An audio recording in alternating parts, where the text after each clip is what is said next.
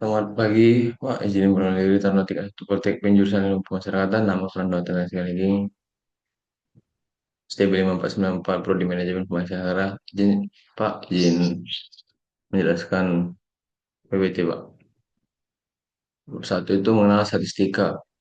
Pengertian statistika, statistika adalah ilmu mengumpulkan, mengorganisasi, menyajikan, menganalisis, dan menginterpretasi data menjadi informasi. Itu sebagai contohnya itu setiap mahasiswa memiliki cara yang berbeda untuk bisa mencapai kampus. Ada yang berangkat ke kampus menggunakan sepeda motor, angkot, jalan kaki, ataupun menggunakan mobil. Semua mahasiswa memiliki tujuan yang sama yaitu menuju kampus. Itulah gambaran statistika. Jenis-jenisnya itu ada empat. Tergolong itu pertama berdasarkan orientasi pembahasan statistika matematis dan statistika terapan. Yang kedua itu jumlah variabel terikat dapat dibedakan jadi statistika univariat dan statistika multivariat. Yang ketiga itu berdasarkan asumsi mengenai distribusi populasi data yang dianalisis statistika dapat dibedakan menjadi statistika parametrik dan non parametrik. Dan yang terakhir itu berdasarkan fase tujuan analisisnya. Jadi dua yaitu deskriptif dan inferensial. Manfaatnya itu ada enam. Yang pertama itu memperoleh gambaran baik secara umum maupun khusus tentang suatu gejala, peristiwa atau objek. Mengikuti perkembangan mengenai gejala, keadaan, waktu, dan waktu dari waktu ke waktu. Yang ketiga itu melakukan pengujian. Yang keempat mengetahui apakah gejala yang satu ada gejala hubungan dengan gejala yang lain. Yang kelima itu menyusun laporan dan yang terakhir itu menarik kesimpulan secara logis. Itu di sini ada skala pengukuran data. Yang pertama itu di sebelah nominal. Nominal itu ada nama pelanggan, jenis kelamin, alamat pelanggan, menu makanan. Yang ordinal, tingkat, pendidikan, rating, kredit, ukuran baju. Yang numerikal itu ada dua, interval dan rasio. Untuk yang interval itu skor TOEFL, suhu dalam Celcius dan Fahrenheit, kadar kolesterol. Mendapatkan yang rasio mendapatkan berat badan, output produksi luar wilayah, suhu dalam Kelvin. Yang berikutnya itu ikhtisar pembagian data. Sini ada strukturnya itu data menurut sifat, menurut sumber, menurut cara memperoleh. Dan di bawahnya itu ada kualitatif, kuantitatif, dan primer dan sekunder. Dan yang paling bawah itu ada internal dan eksternal. Menurut waktu pengumpulannya itu ada dua, time series dan cross section. Lanjut itu bab 2 pengumpulan dan penyajian data. Tujuan pengumpulan data untuk mengetahui sesuatu atau menjelaskan kebenaran terhadap suatu masalah yang sedang diteliti. Data yang dikumpulkan bersifat kualitatif dan kuantitatif. Di sini ada struktur metode pengumpulan data. Yang pertama itu ada instrumen. Terdiri dari dua itu tes dan non-tes. Tes ini ada dua yaitu tes kemampuan dan tes hasil belajar. Dan untuk non-tes itu ada angket, wawancara, dan observasi. Cara pengumpulannya itu ada dua. Sensus adalah cara pengumpulan data apabila seluruh elemen populasi diselidiki satu persatu. Dan untuk yang kedua itu sampling. Sampling adalah cara pengumpulan data apabila yang diselidiki adalah elemen sampel dan suatu populasi. Di sini ada pengolahan data dan penyajian data. Contohnya itu seperti di tabel pertama itu ada olahraga yang disukai. Ada badminton 6 untuk banyak siswanya 6 orang, volley 5 orang, bola 10, basket dan 4. Dan di sini diagram gambarnya. Dan untuk sepak bola itu jagung 40%, volley 20%, badminton 24%, dan basket 16%. Bab 3. Ukuran pemusatan data. Rata-rata hitung. Di sini rata-rata hitung itu artinya min. Nilai tunggal yang mewakili keseluruhan data. Didapat dengan menjumlahkan semua nilai dalam satu set data. Pembagian dengan jumlah total data tersebut. Yang pertama itu min ungroup data. Di sini ada rumusnya itu X sama dengan N per X. Ada contohnya itu, contoh soalnya itu di sini ada 6 siswa mengikuti ujian statistika memiliki nilai 80, 70, 90, 50, 85, 60. Cari nilai min.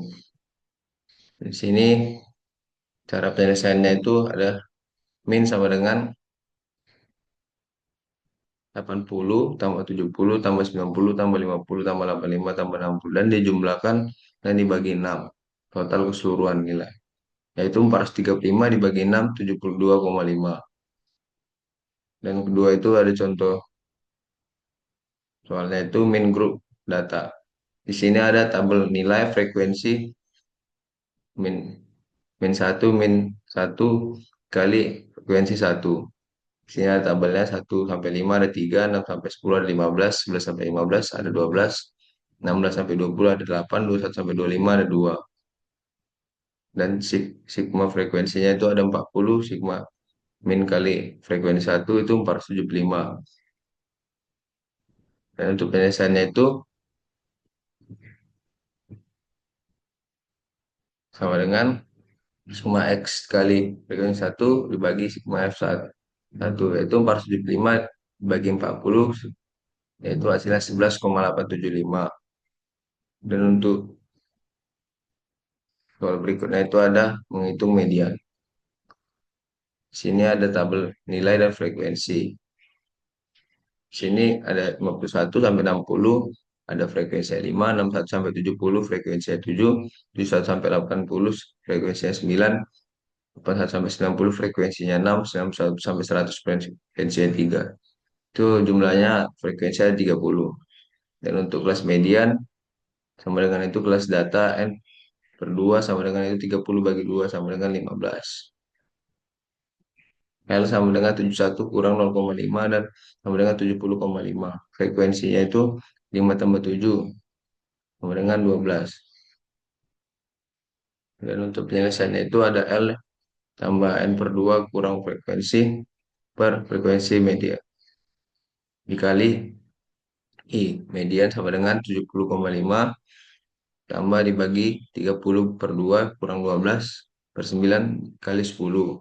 Median 7,5 tambah 15 kurang 12 bagi 9 dengan 10. Dan untuk totalnya itu 73,83. Dan median itu sama dengan itu untuk median L itu untuk tepi bawah kelas median. Dan untuk N itu banyak datanya, FM itu frekuensi kelas median. Dan F besar itu frekuensi kumulatif sebelum kelas median. Dan I-nya itu interval kelas. Menghitung modus. Dan di sini ada soal tentang modus memiliki nilai frekuensi 11 sampai 15 itu 3, 16 sampai 20 11, 21 sampai 25 itu 13, 26 sampai 30 16, 31 sampai 35 itu ada 4 dan 36 sampai 40 ada 2. Dan untuk penyelesaiannya itu di sini ada modus sama dengan L tambah D1 bagi D2 tambah 2 dikali interval.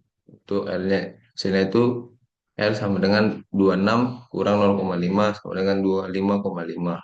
D1-nya 16 kurang 13 sama dengan 3. Untuk D2-nya itu 16 kurang 4 sama dengan 12.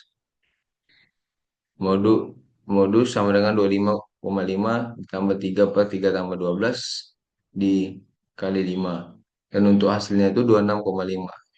Dan untuk keterangannya itu L itu tepi bawah kelas modus. Batas bawah kelas modus itu kurang 0,5. Dan untuk D1-nya itu selisih frekuensi kelas modus dengan frekuensi kelas sebelumnya. Dan untuk D2 selisih frekuensi kelas modus dengan frekuensi kelas sesudahnya. Dan untuk I-nya itu panjang interval kelas. Untuk berikutnya itu ada bab 4, ukuran letak data. Ukuran letak data adalah ukuran yang menunjukkan pada bagaimana data tersebut terletak pada suatu data yang sudah diurutkan. Kuartil itu nilai yang membagi suatu data terurut menjadi 4 bagian yang sama. Kuartil dilambangkan dengan Q. Jenis kuartil ada 3 yaitu kuartil pertama itu Q1, kuartil kedua itu Q2, dan kuartil ketiga itu Q3. Dan di sini ada rumusnya itu letak Q1 sama dengan I dibagi N tambah 1 per 4. Kuartil data tunggal keterangannya itu Q1 kuartil pertama dan N banyaknya data. Contoh soalnya itu tentang kuartil pertama atau Q1, kuartil kedua Q2, dan kuartil ketiga Q3. Dari itu berikut. Itu ada 10, 15, 20, dan seterusnya itu kuartil data ganjil. Kuartil pertama itu Q1. Itu memiliki Rumusnya itu N kurang satu bagi 4 dan hasilnya itu 2,75. Karena posisi kuartil tidak bulat, kita akan mengambil rata-rata dari proses observasi daripada posisi kedua dan ketiga, yaitu 15 tambah 18 bagi 2 kurang sama dengan 16,5. Dan untuk kuartil kedua itu median atau Q2. Q2 itu N kurang satu tambah satu per 2 dan itu hasilnya itu 11 bagi 2 itu 5,5 karena posisi kuartilnya tidak bulat. Kalau bilangan bulat, ya observasi pada kelima adalah median. Q2 itu ada 22. Dan untuk kuartil ketiga itu ada 3 per 3 dibagi 4. Tuh, hasilnya itu 8,25. Karena posisi kuartil tidak bulat, kita akan mengambil rata-rata dari nilai observasi pada posisi ke-8 dan ke-9. Dan itu hasilnya itu 28 tambah 30 bagi 2. Dan itu hasilnya itu 29. Dan untuk kuartil grup data, mencari letak kuartil dengan rumus Q sama dengan Q kecil tambah N tambah 4. Setelah letak kuartil diketahui, langkah selanjutnya adalah mencari nilai kuartil dengan rumus seperti berikut. Rumus mencari nilai kuartil grup data, yaitu ada Q sama dengan TB tambah S per FQ kali kali I. Dan untuk keterangannya itu Q kecil itu kuartil 1, kuartil 2, dan kuartil 3. N itu banyaknya data, TB tepi batas bawah kelas. Untuk S itu selisih antara letak kuartil dan frekuensi kumulatif sebelum kelas kuartil. FQ itu frekuensi kuartil I interval. Berikut adalah distribusi frekuensi dari nilai statistika pendidikan dari 60 mahasiswa di LAI Al-Azhar, Lubuk Linggau, jurusan PAI. Karena dari data berikut carilah kuartil 1, kuartil 2, dan kuartil 3. Jawabannya itu langkah awalnya itu cari di mana letak kuartil dengan rumus Q sama dengan Q kecil tambah N bagi 4. Dan itu berarti hasilnya 60 dibagi 4 sama dengan 15. Dan di sini ada Q2-nya itu 2 dikali 60 bagi 4 sama dengan 30. Dan untuk Q3-nya 3 kali 60 bagi 4, 45. Seperti yang dilihat pada tabel, setelah itu fokus untuk melihat kelas yang memiliki kuartil 1 dan kuartil 2 dan kuartil 3. Satu letak pada data ke-15 yang berada pada kelas ketiga. Q2 pada data ketiga yang terletak di kelas 4 dan Q3 pada data ke-45 terletak di kelas 4, kelas 5. Dan di sini ada tempat tamu kuartil 1 terletak di 15, sedangkan nilainya 44. Kuartil 2 terletak di data ke-30, sedangkan nilai 57,9. Yang ketiga itu ada kuartil data ke-45, sedangkan nilainya itu 6,25. Untuk desil itu pembagian kelompok data atau populasi ke dalam 10 bagian yang sama. Rumus mencari letak desil, itu desil sama dengan D kecil tak kali N. Setelah letak desil diketahui, langkah selanjutnya adalah mencari nilai desil dengan rumus mencari nilai desil. Desil DB tambah S per FD kali. Keterangannya itu untuk D itu desil 1 sampai desil 9, N banyaknya data, TB tepi batas bawah kelas. Untuk S selisih antara letak desil dengan frekuensi kumulatif sebagai kelas desil. FD frekuensi desil I interval. Rumus mencari letak desil. Yang untuk berikutnya itu contoh soalnya. Berikut adalah data nilai 1.000 mahasiswa yang mengikuti tes masuk SPMB. Berdasarkan tabel berikut, carilah nilai desil 2, 5, dan 9. Jawaban itu untuk langkah pertama menentukan letak desil dengan rumus.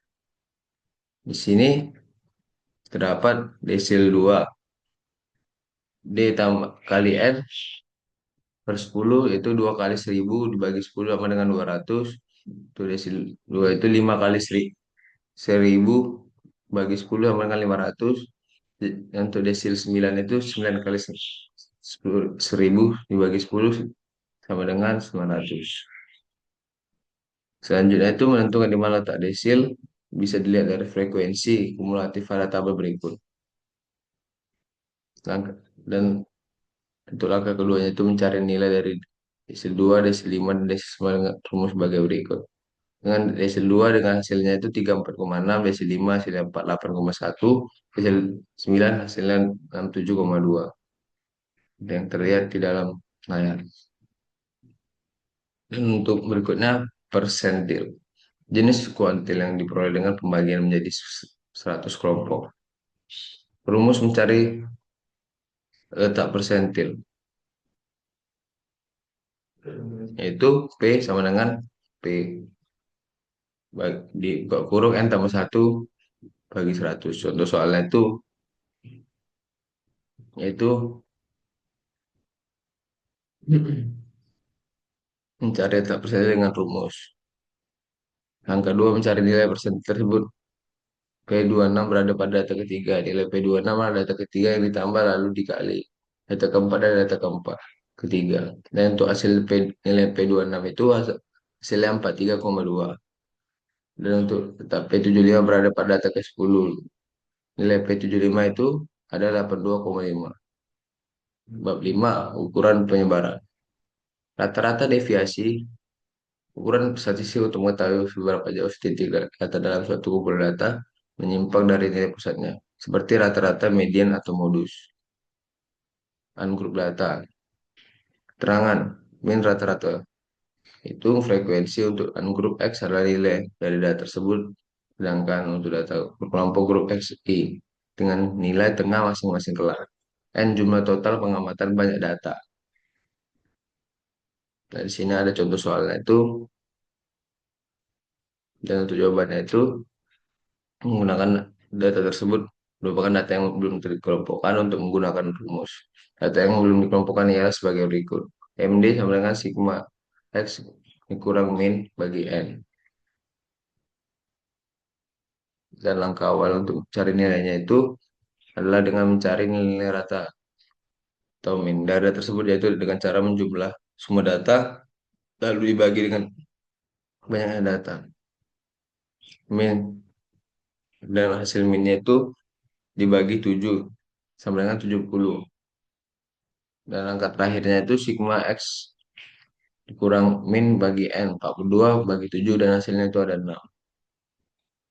Apabila kita melihat dari nilai rata-rata hitungan yang sama yaitu 70, maka dapat diketahui bahwa kualitas nilai mereka sama. Tetapi apabila data kedua orang tersebut dicari data-data deviasinya, walaupun nilai minnya sama, namun penyebaran nilainya berbeda. Nilai rata-rata deviasi untuk Mas Duki, MD sama dengan 6, sedangkan untuk Sarudin 1,7. Dan untuk selanjutnya itu ada varians, ukuran statistik yang menunjukkan seberapa besar sebaran data dalam suatu himpunan data, mengukur seberapa jauh setiap angka dari data rata min dari satu sama lain. Dan grup data di sini ada variasi populasi dengan rumus dia seperti di layar dan varians tabel sampel dan ada grup data. Berikutnya ada data sampel dari nilai ujian statistika pendidikan 7 orang mahasiswa yang mengulang di semester pendek Fakultas Pendidikan Universitas Muhammadiyah Tangerang UMT. Yaitu ada 80, 75, 77, 65, 85, 60, dan 70. Dari data tersebut carilah variasinya. Jawabannya itu data tersebut adalah data sampel yang belum dikelompokkan. Tahapan mencari nilai varians. Langkah awal itu adalah mencari nilai rata-rata tersebut dengan cara menjumlahkan data yang ada lalu dibagi dengan banyak data, yaitu min sigma X bagi N. Dan ditotalkan hasilnya 512 dibagi 7 dan hasilnya itu 73,14. Dan selanjutnya adalah mengurangi nilai X dengan nilai rata-rata min seperti pada kolom kedua. Yang ketiga itu mendapatkan nilai X I kurang min. Angka terakhirnya adalah mencari varians, yaitu S kuadrat sama dengan sigma X kurang min K2 dibagi N kurang 1. Dan untuk hasilnya itu 454,86 bagi 6 dan yaitu 75,81. Standar deviasi angka kuadrat dari varian sehingga memiliki satuan yang sama dengan data hasil dan menunjukkan jarak. Rata-rata titik dari data rata-rata sehingga lebih mudah diinterpretasikan. Contoh soalnya itu pada ini jawabannya itu S kuadrat dan hasilnya itu 52,59 dengan S sama dengan kuadrat S kuadrat kuadrat akar S kuadrat sama dengan 52,59 sama dengan 7,25. Dan di sini ada bab 6 Populasi dan sampling. Populasi. Populasi adalah keseluruhan objek atau objek penelitian yang memiliki karakteristik tertentu yang ingin dipelajari oleh peneliti. Di sini ada diagram populasinya, contohnya itu sinyal himpunan dari elemen, unit, elementer, atau unit penelitian yang memiliki karakteristik tertentu dijadikan sebagai objek penelitian. Di sini populasi dapat dikelompokkan menjadi dua bagian. Populasi terhingga atau finite population, yaitu ukuran populasi yang berapapun besarnya tetap masih dihitung.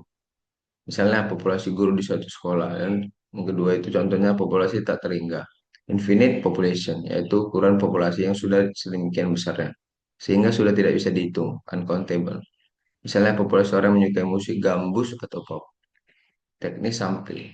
Teknis sampling adalah cara untuk menentukan sampel yang jumlahnya sesuai dengan ukuran sampling yang akan dijadikan sumber data sebenarnya dengan memperhatikan sifat-sifat dan penyebaran populasi agar diperoleh sampel yang representatif. Di sini ada diagram metode penarikan sampel itu. Metode penarikan sampel itu ada probabilitas dan non probabilitas.